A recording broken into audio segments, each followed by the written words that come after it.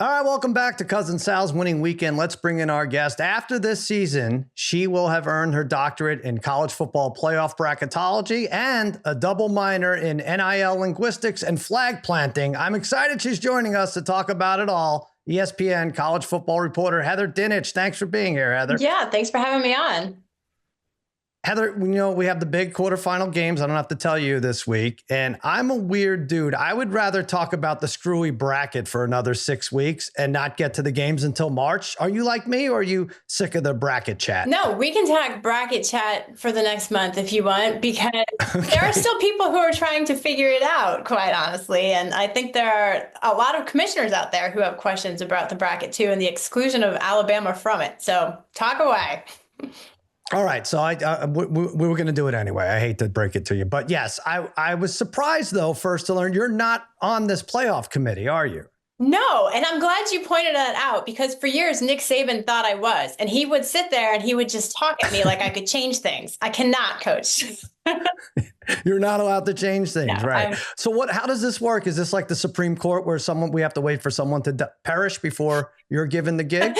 No, actually, you have to be retired. And if I could afford to send my 3 boys to college now, I might be on the selection committee.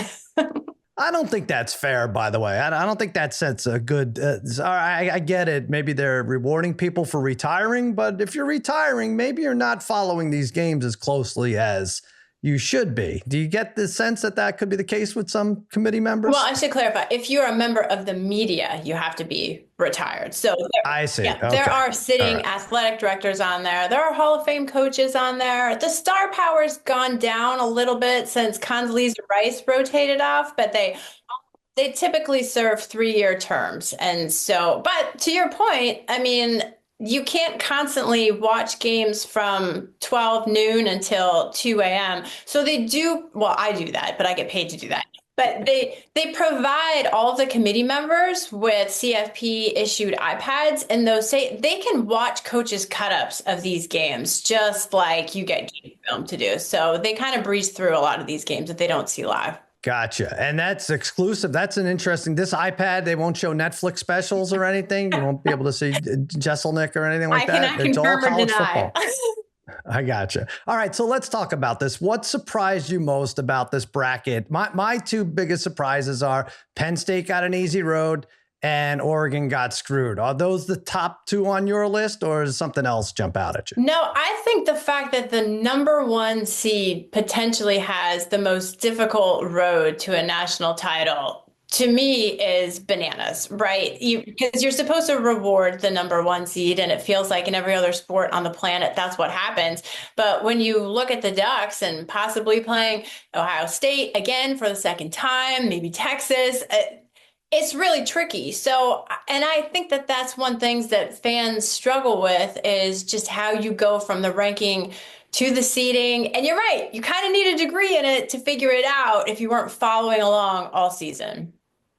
Yeah. And so I think the reason for that is, the big reason is, to the committee's credit or whatever, to give them a little break here, is they're locked into giving Boise and Arizona State pretty much a 3 and a 4 seed, which will make it tougher for Oregon because they won't be able to play either of those teams until later in the bracket, whereas a Penn State will be able to jump on there. Am I right with that? Well, right. And it is important to understand for your listeners that the 5 highest ranked conference champions were guaranteed spots in this bracket. So it doesn't matter if they're a 3-loss, 17 ranked Clemson or wherever they might be. If they're the ACC champ, they're getting in this. I'm leaning towards the 12 best teams, period. And I know there's a sense out there, because I'm a college football fan first. That's why I do what I do, because I love this sport and I want to see the best teams play. If there's a team out there that's ranked 20th with multiple losses, are they really one of the best teams in the country? I think if you just say, let's bring the 12 best teams, period,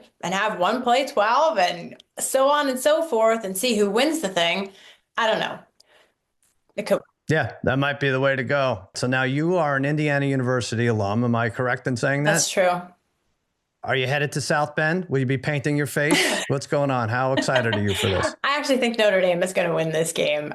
I know, I Oh, know. come on. I feel like I've been banned. I've been banned as an alum, for doing my job, keeping the straight and narrow. But the reality is, I Notre Dame, and I learned this actually from reading Notre Dame's game notes this week. I did not know this, but Notre Dame has never played a game in their own stadium on a Friday. History is being made left and right this year. So I like the way Notre Dame has been playing defensively. And I know that Indiana could have played better against Ohio State, and I know that's driving Cignetti nuts. And he is approaching this like any other game. He's a businessman. He's going to work every day. I get it. But I just like the way Notre Dame has been playing. They got healthy at a couple key spots. I think it's going to be a close one. Okay. I didn't know where you were going with the Friday Notre Dame game. Maybe I thought it maybe a Lent thing and they weren't allowed to eat meat and maybe they'd be lethargic as a result. I mean, okay. That's maybe something else to consider. All right. So that's one favorite. You have Notre Dame, but close. Mm-hmm. Let's make some money. Who's an underdog on Saturday? Do you think that could prevail? My biggest upset to watch is Boise State over Penn State in the Fiesta Bowl. That was the first upset that I had. And then because I think Notre Dame is going to win the unofficial state championship, I like Notre Dame over Georgia, which probably isn't going to sit a lot of people. Oh, man. That's a fun ratings grabber, though, for sure. No doubt about it. But all right, Notre Dame over Georgia. What do you think the future holds for Deion at Colorado and Travis Hunter and Shedeur Sanders? Where are we a year from now with those guys? Well, I still think the future's bright for Colorado, even though this could be the last snapshot probably of all of them on the field together. And Travis Hunter, full disclosure, got my Heisman vote. I think he has done things that we have not seen in decades and is very deserving of that this year, regardless of what their record would have been. Texas Tech's coach, Joey McGuire, told me that if Sanders doesn't go number one as the top quarterback in the draft, then he doesn't know what scouts are looking at. He said he's the best quarterback in the country. It'll be interesting to see how he does shake out as far as that goes. But Deion Sanders, I mean, he's already luring in some players from the transfer portal. He has already, he made a case this year for coach of the year. He exceeded my expectations, and I think most people's expectations outside the program. So a year from now, we're going to be talking about them just as we were this year, shockingly, as a college football playoff contender, I think, because we'll go back to the conversation we just had. The 5 highest ranked conference champions are guaranteed a spot. If you can win the Big 12, you're in this thing with 2 losses, with 3 losses. And that's why the pool of candidates went all the way down to Colorado heading into the week of the conference championship game or the week before. And they were ranked like 20th or 22nd, right? So if you take that view of it, to me, there's no reason not to keep the expectations high for that program. Yeah. Well, I mean, I don't think college football could ask for anything better than Belichick against Deion. I'm trying to figure out how it would work ranking. I mean, I guess one would have to win the ACC, one would have to win the Big 12. Yeah, and still, I think it'd probably have to be a second round matchup. But can you imagine the fireworks if it's Belichick against Deion? What can we do to make it happen? Let's make it happen. Well, I'm the czar of college football. It's done. Yeah, they'd have to rank everything czar. You'd have to go and talk to the other sub-czars and make the rankings work out. So we're seeing GMs now at universities. Never saw that before, right? In terms of sports, Andrew Luck gets his position at Stanford. Our pal Mike Lombardi's at UNC. They just announced Lil Wayne got the GM gig at University of Houston. No, that's not true. But is there another name you could see becoming a big football GM? Not off the top of my head, but it's a brilliant move. And, with all these naysayers out there about Belichick saying, oh, he's 72 years old, 73, whatever it is. How's he going to relate? Just stop, because he's already ahead of his peers, because college football has never been more similar to running an NFL program right now. And so when you have a GM in your front office to help manage all of these deals and this salary cap and what's essentially free agency right now, you're winning. Okay.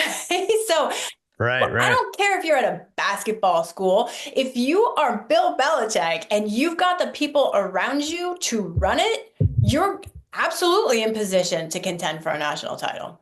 All right. You've said it all, Heather. Now, listen, we talked this college football bracket. I wanted to give you another type of bracket to fill out. It's also very timely this year. Besides your love of college football, you and I have another thing in common. We both have 3 boys, right? Unless you lied about that in your Twitter bio. Okay. So what we've done is we've come up with a bracket for worst kids' Christmas presents, right? From a parent's perspective. What is the worst, as looking on as a parent, would you say is the worst? So let's do the 1 versus 8 seed first, all right? Uh-huh. The 1 seed, a drum set. The 8 seed, a Baby Shark album. Neither one pleasant to the ears, I would say, but you have to have one advancing. As a parent, which do you like to see least in your house? Least Baby Shark.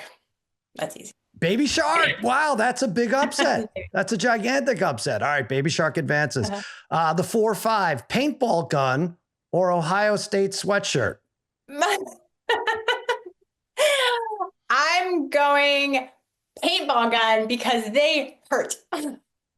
They hurt, right. And it creates a mess around the house for sure. Okay. All right. So that's interesting. We're not going to reseed here. We'll keep going. Legos or fart spray? Oh, that is so easy. Fart spray. I don't need the fart spray because I have the farts because I have the boys. Okay. You already have the boys. All right. Legos, but you step on the Legos. If you have to sit and assemble them, it's terrible. Okay. Fart spray. I understand. Yeah. I got you. That was good. Good answer. All right, this is a little weird. An ant farm or bagpipes? I don't know why anyone would get an ant farm in the first place, but it seems problematic. I don't need any more insects, bugs, or anything else in this house. I already have the animals. No ant farm, thank you. All right, Baby Shark album, paintball gun, which is not in the Dinich house. Oh, Baby Shark. Baby Shark makes it to the finals, and now we have fart spray against ant farm. Which do you like least? Ant farm. All right. So ant farm or the Baby Shark album, the number 1 gift that is not welcome in your house or for your 3 boys. What's it going to be? Baby Shark. Baby Shark. Oh, let's play it. Let's play it for Heather. We'll add it. All right. You're Baby Shark free this Christmas. Thanks so much, Heather. I appreciate it. Hey, in addition to seeing Heather on ESPN, you can follow her at CFB Heather on Twitter and Instagram. Heather, enjoy the playoffs. Thanks so much for being here. Thanks. Back at you.